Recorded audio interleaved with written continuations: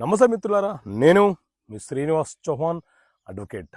మిత్రులారా, మీరు రూపాయి కూడబెట్టిన సొమ్ముతో ఏదైనా ఒక అగ్రికల్చర్ ల్యాండ్ వ్యవసాయ భూమిని కొనుగోలు చేయాలనుకుంటున్నారా?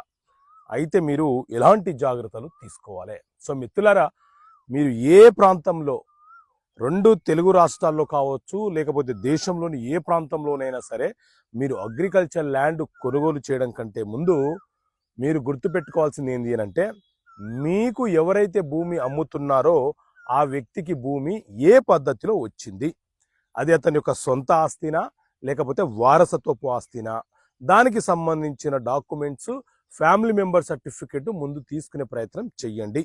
ఎందుకంటే ఒకవేళ అది వారసత్వపు ఆస్తి అయితే వాళ్ళ తండ్రికి జన్మించినటువంటి వారసులు అందరూ బాగా పంపిణీ చేసుకున్న తర్వాత వాళ్ళ వాటలు అమ్ముకునే హక్కు మాత్రమే వాళ్ళకు ఉంటుంది.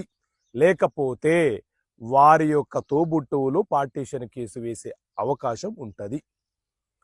ఇక రెండవది, మీరు అగ్రికల్చర్ ల్యాండ్ కొనే ముందు ఏ సర్వే నెంబర్లో కొనుగోలు చేస్తున్నారు, ఆ సర్వే నెంబరు ఎవరి పొజిషన్లో, ఎవరి ఆధీనంలో ఆ భూమి ఉన్నది, మనకు అమ్మే వ్యక్తి పొజిషన్లో ఉన్నాడా లేడా, ఆ భూమి యొక్క స్వభావం ఏంది అని అంటే, అది గవర్నమెంట్ ల్యాండా, ఇనాం ల్యాండా, పట్టా ల్యాండా, సీలింగ్ ల్యాండా, లేకపోతే వక్ఫ్ బోర్డుకు సంబంధించిన భూమియా, ఎండోమెంట్కి సంబంధించిన భూమియా, లేకపోతే భూదానం ఉద్యమంలో భాగంగా ఇచ్చినటువంటి భూమియా, ఇలా భూమి యొక్క క్లాసిఫికేషన్ తెలుసుకోవాలి.